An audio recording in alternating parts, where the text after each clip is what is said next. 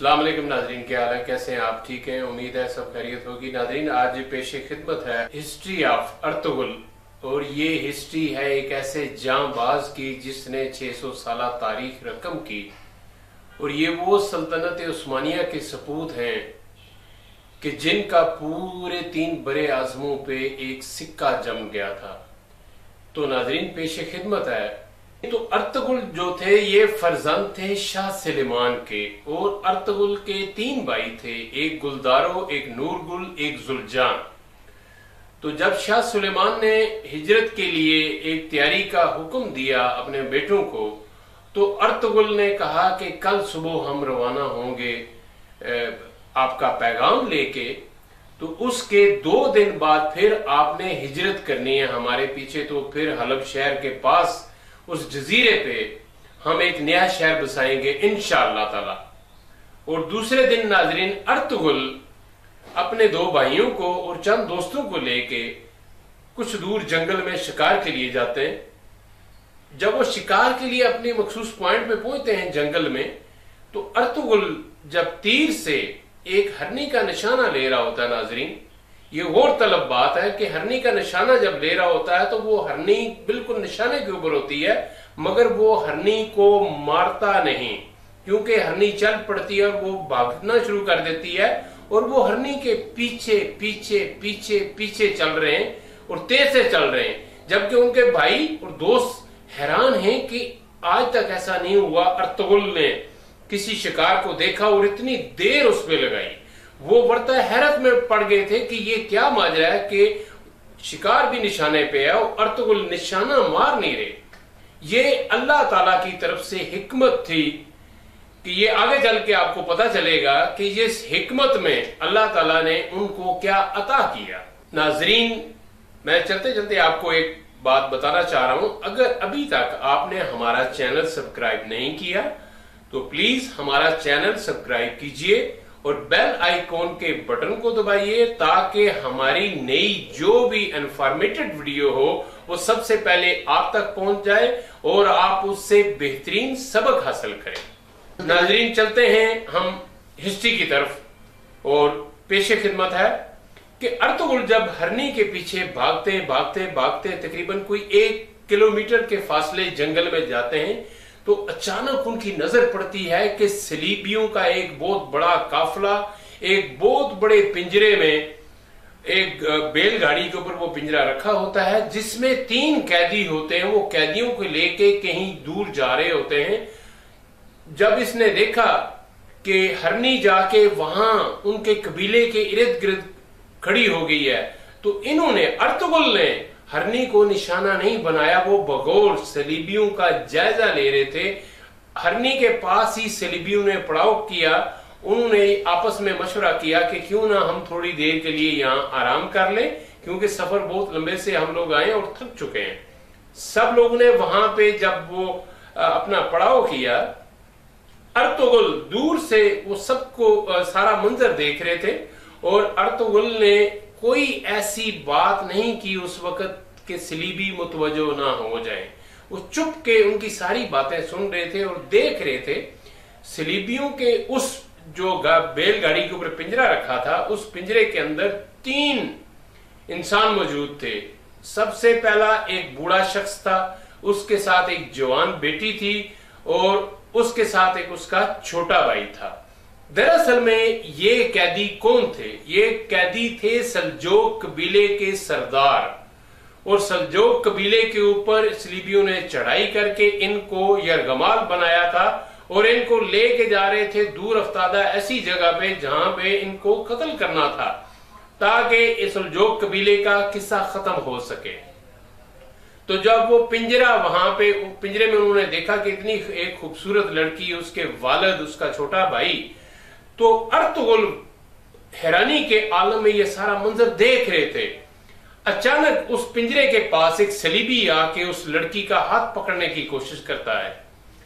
तो वो लड़की इतने गुस्से से धाड़ती है उसके ऊपर कि तुम शर्म करो, हया करो, तुम्हें पता नहीं है कि मैं किस मुल्क की शहजादी हूं, और तुम जो आज हमारे साथ सलूक कर रहे हो, ये आइंदा आपकी नस्लें तबाह करने के लिए काफी होगा उतना ही जुल्म करना जितना तुम बर्दाश्त करने की हिम्मत रखते हो।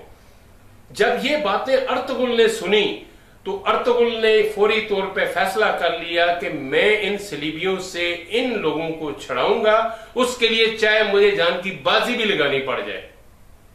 नाजरीन, उसमें हुआ ये कि उस एक औरत से उन्होंने पानी मांगा। सलीबियों की औरत ने जाके जब उस औरत को पानी दिया, जो औरत पानी लेके जा रही थी उसके गले में उस पिंजरे की चाबी लटकी हुई थी।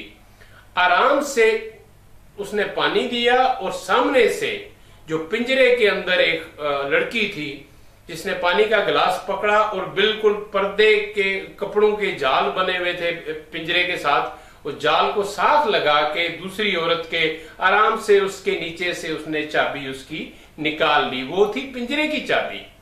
अब नाजरीन, जब वो ये सारे सलीबी ये सारा मंजर अर्तुगरुल देख रहा था और उसके दिमाग में न जाने क्या चल रहा था कि उस वक्त वो अंदाजा सलीबी नहीं कर सकते थे कि हमारे ऊपर कौन सी क़यामत आने वाली है। अर्तुगरुल अकेला था वहां पे नाजरीन। उसके दोस्त कुछ फासले पे थे जिसको उसने रोका हुआ था कि आप वहां पे इंतजार करें, आप वहां पे इंतजार करें, मैं अकेला यहां का सारा जायजा लेने के बाद फिर हम मामलात को देखेंगे, मामलात किस तरफ जाते हैं। तो नाजरीन, जब सारे आराम से बैठ ही जाते हैं, सलीबी सारे बैठ जाते हैं, कोई खाना खाने लगता है, कोई आपस में बातें करने लगते हैं, तो इतनी देर में जब उन्होंने देखा, पिंजरे में कैद लोगों ने देखा कि बाहर अब सुकून है, अब हम आराम से यहां से फरार हो सकते हैं, तो नाजरीन उस लड़की ने हिम्मत करके आराम से पिंजरे का दरवाजा उस चाबी से खोला। पहले अपने छोटे भाई को नीचे उतारा, फिर अपने वालिद को नीचे उतारा, उसके बाद फिर खुद नीचे उतरी। उतर के वो पिंजरे की मुखालिफ समत में जंगल की तरफ भागने लगे। अचानक उस लड़की के पांव से एक छोटा सा पत्थर फिसल के नीचे की तरफ पिंजरे की तरफ आया, तो वहां पे एक सलीबी बैठा था, उसको पत्थर लगा। सलीबी ने जब देखा तो उसने शोर डाल दिया, वो भाग रहे, पकड़ लो इनको, मार दो, यहीं पे इनको मार दो। सारे सलीबी एकदम इकट्ठे होके उनके ऊपर जाके हमला आवर हुए और उनको एक जगह पे उन्होंने घेर लिया। ये मंजर जब अर्तुगरुल ने देखा तो उसकी गैरत ने मतलब इतनी गैरत उसमें आई है कि एक अकेली लड़की के ऊपर 100-200 के करीब सलीबी थे, उन्होंने वहां पे उसको घेरा हुआ था। और उन सलीबियों में एक इंतहाई बेगैरत इंसान था जो उनका सरबराह था सलीबियों के लश्कर का। उसने उस लड़की पे गलत नजर रखी हुई थी और वो लड़की जमीन पे बैठी है, उसका भाई भी जमीन पे बैठा है, उसका बाप भी जमीन पे बैठा है। बाप को, भाई को उन्होंने साइड पे कर लिया और लड़की को उन्होंने जमीन के ऊपर बिल्कुल लटा दिया 4 सलीबियों ने, और वो जो बेगैरत सलीबी था वो उसके बिल्कुल पांव के सामने खड़ा था। इतनी देर में इससे पहले कि कोई क्यामत आ जाती, सबसे बड़ी क्यामत उन पे टूटी। अर्तुगरुल ने जब ये मंजर देखा है, उसने नारा लगाया, अल्लाहु अकबर। जब उसने नारा लगाया तो सारे सलीबी कांप उठे कि इस जंगल में ये नारा कहां से, नारे की आवाज कहां से आई है, कौन है, किस में इतनी हिम्मत है जिसने इस जंगल में ये नारा लगाया कि हम हिल के रह गए। नाजरीन, उसने अपनी वो तलवार निकाली है और तलवार निकाल के उसने सलीबियों के ऊपर हमला किया। और उसके साथ 4 साथी जो थे, एक भाई और 2 साथी, वो भी आ गए। इन चारों ने मिलके सलीबियों का वहां पे वो हाल किया कि उनके टुकड़े टुकड़े कर दिए वहां पे।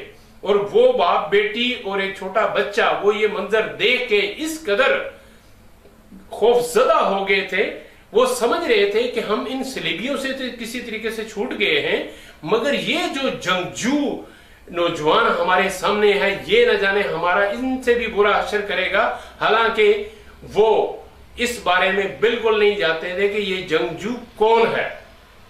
एक एक करके सारे सलीबी जंगल में काट के गाजर मूली की तरह उन्होंने काट के जंगल में ढेर कर दिए। उसके बाद अर्तुगरुल अपनी तलवार ऐसे उस लड़की के सामने जमीन में गाड़ के लड़की से पूछता है कि बताएं आप कौन हैं, कहां से आए, ये लोग आपको कैद करके कहां ले जा रहे थे, मुझे बताइए मैं आपकी क्या मदद कर सकता हूं। लड़की घबराई हुई थी। उसने कहा हमें किसी की मदद की जरूरत नहीं है, आपने हमारी जान बचाई, हमारे लिए यही बेहतर है, हम ताजिर हैं और ये हमें अगवा करके लेके जा रहे थे। जबकि ये बात सुन के कि हम ताजिर हैं, अर्तुगरुल के दिमाग की घंटी खड़ गई। उसने कहा ये ताजिर नहीं हो सकते। इतनी खूबसूरत शहजादियों की तरह वो लड़की, और उसका भाई भी शहजादा लगता था, उसका बाप बादशाह लगता था, वो कैसे अर्तुगरुल को धोखा दे सकती थी कि हम ताजिर हैं। अर्तुगरुल ने उसकी बात मान ली कि बेशक आप ताजिर हैं, कोई मसला नहीं। इस बियाबान जंगल में इनसे तो आप छूट गए। इस जंगल में ऐसे भेड़िए, ऐसे खतरनाक जानवर हैं जिनसे आपका निहत्ते बचना बहुत ही मुश्किल है, क्योंकि आप निहत्ते हैं, आपके पास कोई तलवार नहीं है, कोई ऐसा फास्ती सामान नहीं है जिससे आप उनसे बच सकते हैं। अगर आप चाहें तो साथ ही हमारा कबीला है, हम कई कबीले से हैं, मेरा नाम अर्तुगरुल है और मैं शाह सुलेमान का फर्जंद हूं। आप चाहें तो हमारे कबीले में पनाह ले सकते हैं जब तक आपके लिए कोई माकूल बंदोबस्त नहीं हो जाता या आप बेहतर नहीं समझते, आप हमारे कबीले में आराम कर सकते हैं।